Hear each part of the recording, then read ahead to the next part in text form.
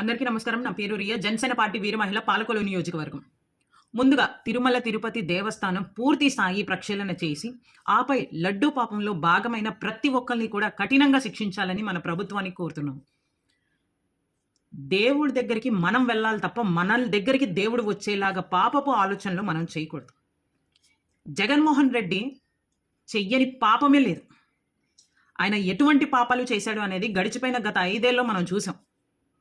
ఇంటి ముందు సెటప్ వేసేసుకొని 5 నిమిషాలు కూర్చొని ప్రజల్ని మభ్యపెట్టేసి, నేను పరమ భక్తుడని రుజువు చేయడానికి నానా కష్టాలు పడి ప్రజల సొమ్ము 4 కోట్లు మింగేశాడు. ఇంతటి పాపం చేస్తున్న అతన్ని దైవం చూస్తూ కూర్చోదు కదా, ఊరుకోదు కదా.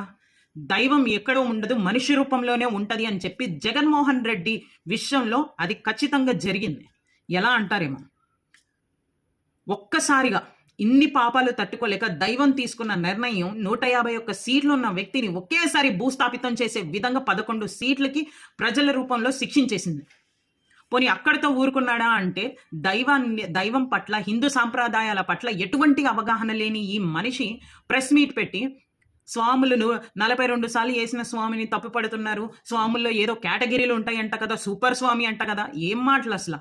హిందూ సాంప్రదాయాల పట్ల గురుస్వామిలు ఉంటారు, అయ్యప్ప స్వామి మాల వేసుకున్న దాంట్లో అని కూడా ఇంగిత జ్ఞానం లేని ఈ జగన్మోహన్ రెడ్డి తిరుమల తిరుపతి దేవస్థానాన్ని కాపాడుతాడని మనం ఎలా అనుకుంటాం? ఖచ్చితంగా మన ప్రభుత్వం తిరుమల తిరుపతి దేవస్థానం పవిత్రతను కాపాడి తీరుతుంది, రక్షిస్తుంది కూడా. అలాగే గత ప్రభుత్వంలో ఈ లడ్డూ విషయంలో ఎవరైతే ఈ పాపంలో భాగమైన ప్రతి ఒక్కరిని కూడా కఠినంగా మన ప్రభుత్వం శిక్షిస్తుంది.